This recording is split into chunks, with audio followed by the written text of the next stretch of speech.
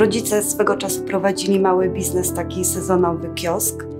No i tak gdzieś w tym handlu przenikłam, wychowałam się praktycznie, można powiedzieć. Nie wiedziałam, co ze sobą zrobić, więc no, taki pomysł wpadł, żeby jednak sklep. Pracowałam w Anglii jako opiekunka osób starszych przez kilka lat. Jeszcze wcześniej pracowałam w biurze w firmach kurierskich. Była to praca biurowa związana z transportem, czyli obsługa umów, rozliczanie kierowców, trochę elementy spedycji.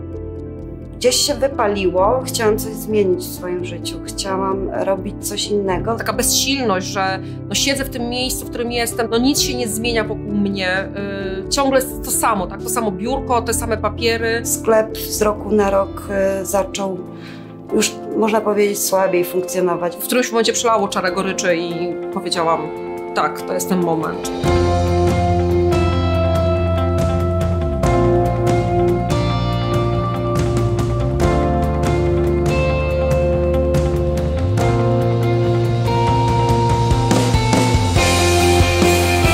Ciężarówki od zawsze mnie fascynowały. Zawsze marzyłam, żeby jeździć taką ciężarówką. Po pierwszym zlocie ciężarówek pod Opolem, na który pojechałam, postanowiłam spróbować. To było zawsze moje marzenie, chyba gdzieś to we mnie siedziało i chyba tylko to był katalizator w pewnym sensie. I zrobiłam to prawo jazdy, zrobiłam z taką satysfakcją, że ja wam wszystkim pokażę, że jednak potrafię jeździć i będę robić to, co lubię. Ja poczułam, że gdzieś jestem w konkretnym miejscu, które jakby mnie wreszcie definiuje, wreszcie określa mnie jako osobę.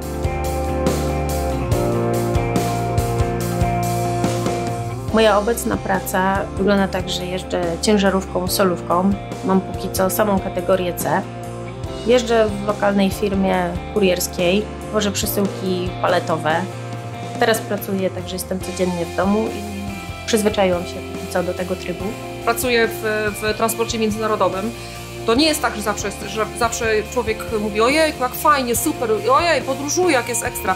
Nie, czasami trzeba załadować na przykład towar w deszczu. Człowiek ma dosłownie mokre plecy, cieknie po prostu stróżka po plecach deszczu. Trzeba taki samochód zaklinować, zabezpieczyć pasami, więc troszkę wysiłku fizycznego jest. Często jest tak, że trzeba stać na przykład o godzinie 2. Budzik dzwoni, nie ma drzemki, po prostu ciach, robię kawę i jadę. Nie przytyję, bo nie ma takiej możliwości. Trzeba się oskakać trochę po zabudowie z pokładu na pokład. Jest człowiek w pracy, jest zależny od wielu ludzi. No, musi odebrać te telefony od spedytorów, od klientów, od szefa, ale mimo wszystko jest jakaś taka wolność, taka jakby swoboda. Jestem sama, nikt mi nie siedzi nad głową. Jako trackerka mam jeszcze ten plus, że mogę pozwiedzać, zobaczyć przeróżne zakątki Europy i to zostaje wspomnienia z każdej z tras.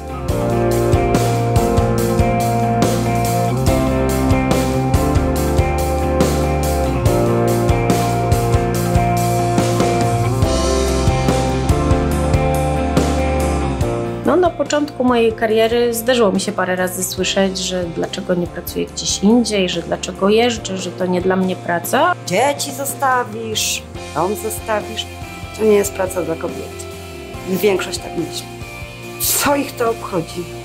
To jest moje życie, robię to, co chcę. No ale jak ty sobie radzisz tam z tymi sprawami, wiesz, no higienicznymi, no co? Nie no, w ogóle zatrzymuję okres mi się w ogóle i tak dalej, nic nie mam w ogóle. Także po prostu no, musisz sobie jakoś z tym tak poradzić, tak? Nie chcę mieć żadnych forów, kiedy przyjeżdżam do jakiejś firmy na załadunki, rozładunki. Taką pracę wybrałam i muszę dawać radę.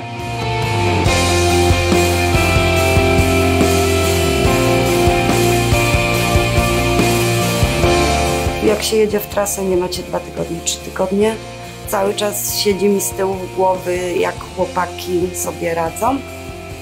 Wracam z trasy, wiem, co mam zrobić w domu, bo jednak jakby nie było 2 tygodnie, jak nie ma kobiety w domu, tylko zostają faceci, to jest co robić.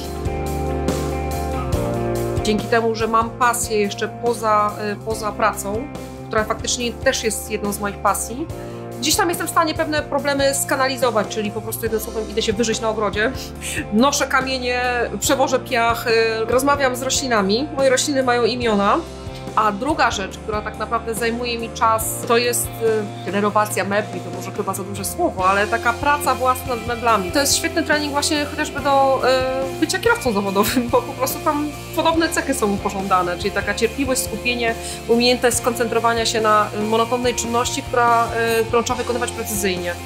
To, że pracuję wiele godzin, to pozwala jakoś tak lepiej zarządzać tym swoim czasem wolnym, znaleźć chwilkę dla siebie. Głównie w czasie weekendów staram się gdzieś pojechać. Mamy tak piękne miejsca tutaj w okolicy i góry, i różne zamki, pałace. Jest naprawdę pięknie. W moim życiu też występuje coś takiego. Dla niewtajemniczonych to jest taniec na rurce albo na drążku pionowym, już ładnie mówiąc.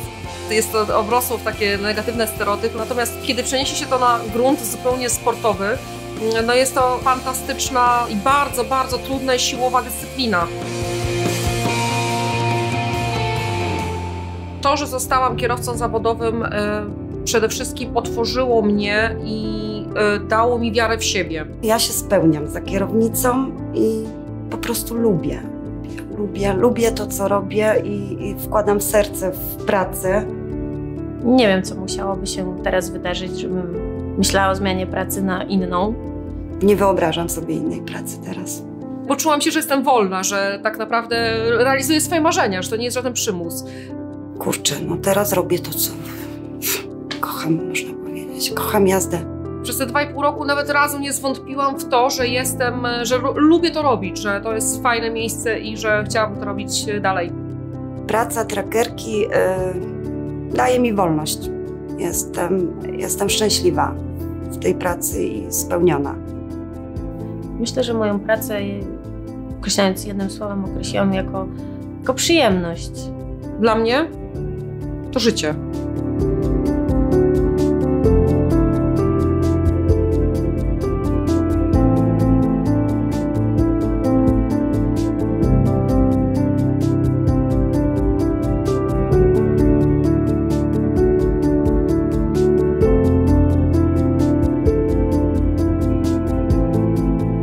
W końcu czuję, że żyję.